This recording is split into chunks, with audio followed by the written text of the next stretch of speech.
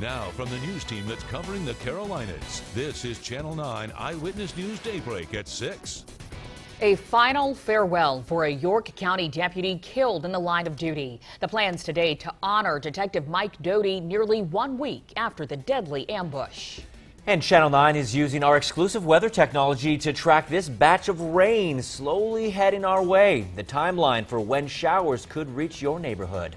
Good morning, I'm Paul Boyd. And I'm Brittany Johnson. Remember, students at CMS Caldwell and Gaston County schools will have to go to school today to make up for all of those snow days we had last week. Your time is now 5:59 with first weather. Meteorologist Keith Monday is in Severe Weather Center 9. I mean, talk about a turnaround, Keith. Such a huge difference. And now we're talking about rain coming our way. This big line of rainfall stretching from the Gulf Coast up to the Midwest. We're getting some big downpours through St. Louis and Memphis right now. That's going to take all day before it gets here. So that's going to be a focus for overnight tonight.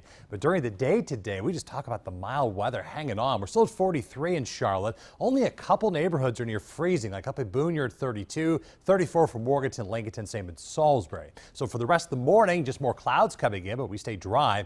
Temperatures in the upper 40s as we head through 9 o'clock. Highs today will still reach the low to mid 60s. Okay, maybe not as beautiful, as warm as it was yesterday as more clouds roll in. Ahead, we'll talk about the timing for most of the rain, again, holding off till after dark, but during the drive home, we'll see if any of those little showers may jump in ahead of that main line. Now let's get you out on the roads here this morning, 6 o'clock. What's going on, Mark? Got an accident, sounds pretty serious over East Charlotte. We're going to want to avoid Eastway Drive. It's happening right now in Eastway, just north of Central Avenue. We have a lot of first responders heading to that scene. Let's go ahead and avoid it. We're heading to it. We'll have live pictures and more information coming up. In the meantime, let's use Kilbourne heading down towards Central as that alternate route. Over towards South End, we do have a minor bump up on Camden. It's just off of South Tryon up from East. I don't think we'll need an alternate route here. As we look live, a little further north out of Concord, 85 pushing southbound, coming off of Bruton Smith and Concord Mills. No big issues coming out of the university area, heading down towards the I-77 interchange. Brittany?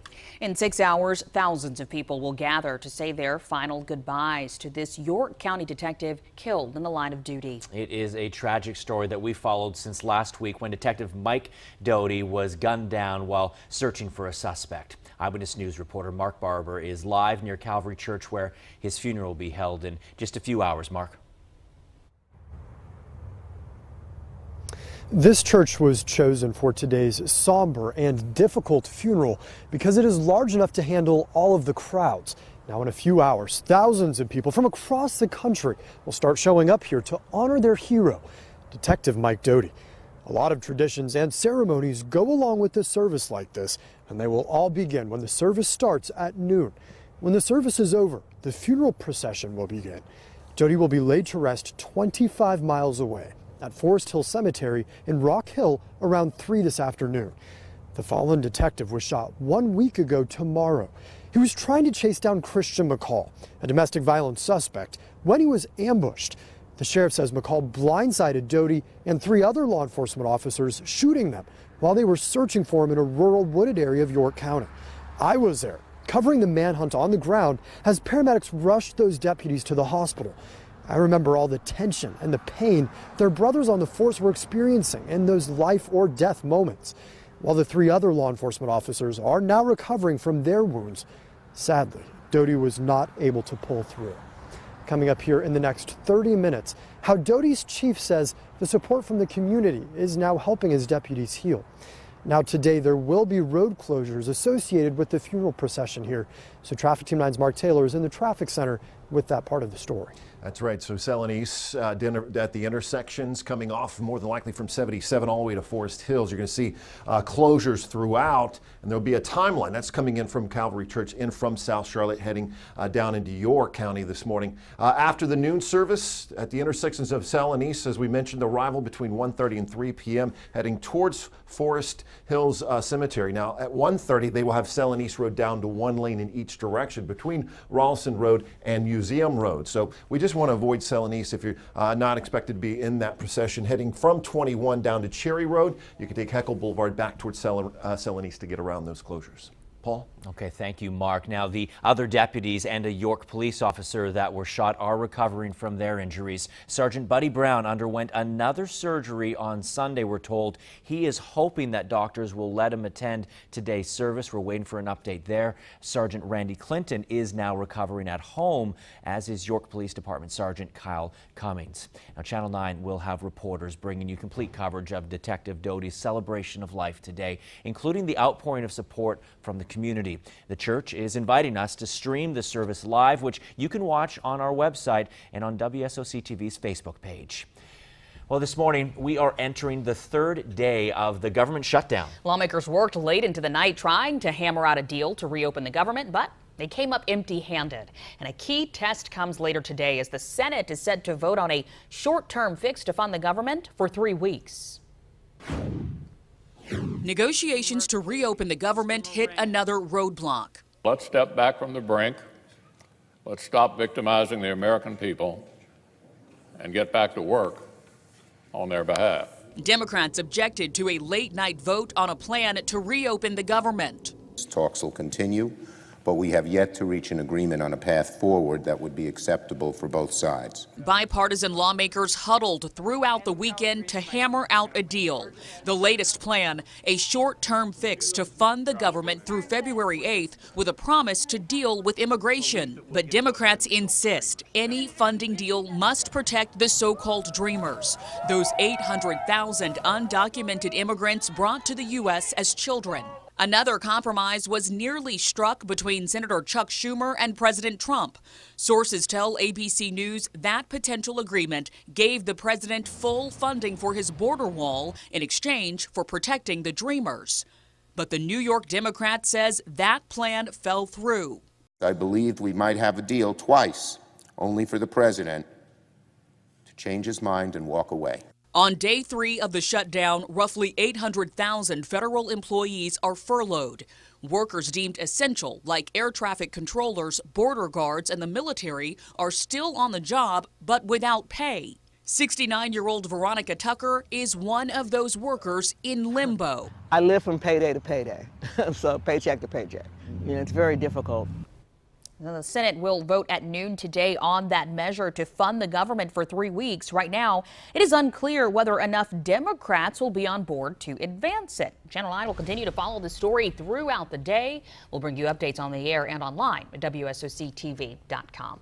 Happening tonight, Charlotte City Council will decide whether to stream future meetings on Facebook. The decision comes after the city cut off the live Facebook stream of a meeting 2 weeks ago. The city says it only cut off the Facebook stream, and the meeting was still live on the government channel and the city's website and on YouTube.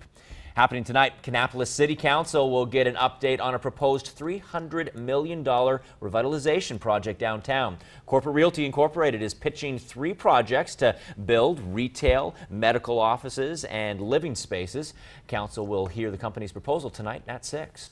New for Daybreak, a man is behind bars accused of shooting 2 people outside of a University City restaurant. Elijah Juan Carithers faces several charges, including assault with a deadly weapon and possession of a firearm by a felon. Now, that shooting happened early Sunday morning outside of the Flow restaurant on East McCullough Drive.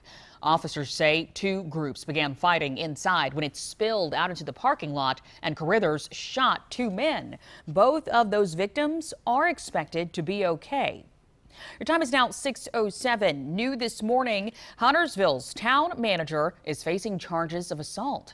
Gerald Vincent is charged with misdemeanor simple assault, and we are asking police for more information about the circumstances surrounding his arrest.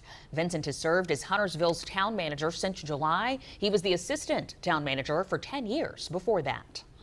New for Daybreak, a truck driver is facing charges for a crash that killed a family of 4 from Salisbury. David and Christine Gilly were driving on I-77 in West Virginia back in April of 2017 when the truck driver lost control and crashed into them. The Gillies and their 2 children died at the scene. State police say the driver from Illinois faces 4 counts of negligent homicide and reckless driving. Breaking news happening overnight. Take a look at this. These are the Philippines' most active volcano, which exploded overnight. Now, these are still pictures from an observatory, and they show the stunning time lapse. There it is of that explosion. You do not see that every day. Switching now to daytime video, you can see the huge plume of smoke coming from Mount Mayon. Authorities warn a hazardous eruption is possible within days. This is just a prelude, potentially. The volcanic fragments, ash, and steam shrouded nearby villages in darkness. Authorities raised the alert level to 4 on a scale of 5, which means an explosive eruption is possible within days. New this morning, gas prices are up again over the past 2 weeks. The Lundberg survey said that yesterday, the nationwide average is up 4 cents to $2.58 a gallon. That is also up 22 cents from this time a year ago. The Lundberg survey blames higher oil costs. The current average for a gallon of unleaded in Charlotte, it is $2.40. That is less than the state's average of $2.43. In South Carolina, the state average is $2.30. New this morning, Republicans in Raleigh want 3 federal judges to delay requiring new state voting districts. They're concerned because state elections are coming up quickly. The judges ruled Friday to accept new boundaries from an expert because the maps the state approved last year are still considered unconstitutionally biased. Republicans want the judges to decide today if they'll delay their ruling, because if not, they will take their case, they say, to the Supreme Court. The New England Patriots will take on the Philadelphia Eagles in Super Bowl 52, and this morning we want to know, who do you think is going to win? Pull out your smartphone, your tablet, any device, and go to WSOCTV.com/vote. We're going to recap yesterday's games, and then we'll show you those poll results coming up in less than 2 minutes. Your time is now 6:10. We have weather and traffic every 10 minutes. And that game's going to be played indoors, so they didn't need to worry about weather. But in Minneapolis, I tell you. Yeah, they almost made it to their own Super Bowl there, Keith. Yeah, that would have been pretty impressive. My wife was asking me that yesterday. She's like, why are they playing the Super Bowl in Minneapolis? Like, even when it's inside, they could still have some wintry weather to deal with. They're getting up to a foot of snow in Minneapolis today, believe it or not. We've got cloud cover rolling in here this morning ahead of this rainmaker to the west. Not going to get here during the day today, though. Check out our future cast for rain. Nothing out there here through the early afternoon, completely dry. Even as we head through 4 and 5 o'clock, getting ready for the afternoon drive, a few little sprinkles may come in, but this is going to be an overnight event. We'll extend this timeline and look at any storm threats coming in along with this as well in the next 10 minutes. But first, let's get you back out on the roads. What's going on here, Mark? Yeah, we got breaking news over in East Charlotte. We just got to the scene of a deadly accident on Eastway Drive, which the inbound lanes are blocked just north of Central Avenue. We're just getting details about a pedestrian that was struck and killed there this morning. Right now, you can see police are on the scene. We're told that person is beyond this bush here. So with those lane closures heading inbound down towards Independence Boulevard, outbound is open. So if you're traveling out in the next couple of minutes, you usually take Eastway over towards Central. You're going to have to use Kilbourne Drive as the alternate route around that. We're still gathering more details on that, and I'll also be updating Twitter at Traffic Team 9. Brittany? All right, thank you so much. Now, turning back to that Super Bowl poll, the game is just 2 weeks away in Minneapolis. We asked you who you think will win, Patriots or the Eagles, and it looks like so far, people are still rooting for the Eagles at 64%. Yeah, the teams, of course, were decided yesterday in the division championship games. In the AFC, the Jacksonville Jaguars led the Patriots until the final quarter, but a late comeback, go figure, by New England sealed the deal 24-20. On the NFC side, not even close there. The Eagles routing the Vikings 38-7. Again, taking a look at the mega poll, because a lot of folks were wanting to chime in, and the results are pretty similar to what we saw earlier today. Looks like people had the Patriots as the underdog at 35% rooting for the Patriots. See how it all unfolds. Yeah, we will.